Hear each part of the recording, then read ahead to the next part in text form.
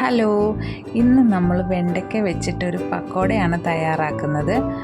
അപ്പോൾ ആദ്യമേ തന്നെ നമ്മൾ വെണ്ടയ്ക്ക നന്നായിട്ട് കഴുകി കൊണ്ടുവന്നിട്ടുണ്ട്. അതിന് ശേഷം അതിൻ്റെ രണ്ടറ്റവും നമ്മൾ കട്ട് ചെയ്ത് കളയുവാണേ. കട്ട് ചെയ്ത് കളഞ്ഞതിന് ശേഷം റൗണ്ടിൽ ചെറുതായിട്ട് നമ്മൾ ചെറിയ പീസായിട്ട് നമ്മൾ അരിഞ്ഞെടുക്കുകയാണേ. അരിഞ്ഞ് മാറ്റി വെച്ചതിന് ശേഷം നമുക്ക് ഇതൊരു പാത്രത്തിലേക്ക് നമുക്ക് മാറ്റാം. അതിന് ശേഷം നമുക്ക് ചെറിയ മുളക് നമുക്ക് ചെറുതായിട്ട് നമുക്ക് അരിഞ്ഞു വെക്കാം. ഒരു 4 മുളകാണ്. ഓരോരുത്തരുടെ എരിവിനനുസരിച്ച് മുളക് എടുക്കാം കേട്ടോ. എരിവ് കൂടുതൽ വേണ്ടുന്നവർക്ക് അങ്ങനെയും എടുക്കാം.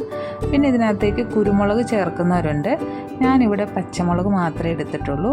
അതുപോലെ തന്നെ ഒരു സവാളയും അരിഞ്ഞ് ചേർക്കുന്നുണ്ട്. അപ്പോൾ അതിനകത്തേക്ക് ഉപ്പും കൂടെ ചേർത്തിട്ട് ഇതൊന്ന് യോജിപ്പിക്കുകയാണ്.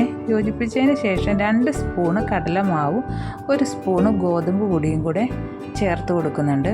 ആദ്യമേ ഇതെല്ലാം കൂടെ ഒന്ന് യോജിപ്പിച്ചതിന് ശേഷം നമുക്ക് കുറേശ്ശെ വെള്ളം ഒഴിച്ച് ഒരുപാട് വെള്ളം ആവാത്ത രീതിയിൽ നമുക്കിതൊന്ന് കുഴച്ചെടുക്കാം. കാരണം വെണ്ടയ്ക്കയ്ക്ക് പൊതുവേ ഒരു കൊഴുപ്പുള്ളതാണ്.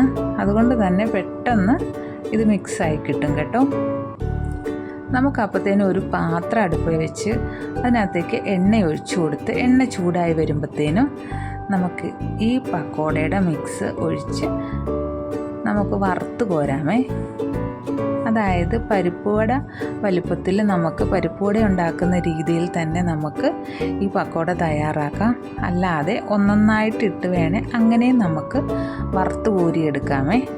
കുട്ടികൾക്കൊക്കെ 4 മണിക്ക് കൊടുക്കാൻ നല്ല അടിപൊളി ഒരു ഹെൽത്തി പലഹാരമാണ്. എന്നാൽ ഓയിലി ആയത് കാരണം അൺഹെൽത്തിയുമാണ്. അപ്പം നമുക്ക് ബാക്കിയുള്ളതും ഇതുപോലെ തന്നെ നമുക്ക് ഉണ്ടാക്കിയെടുക്കാമേ.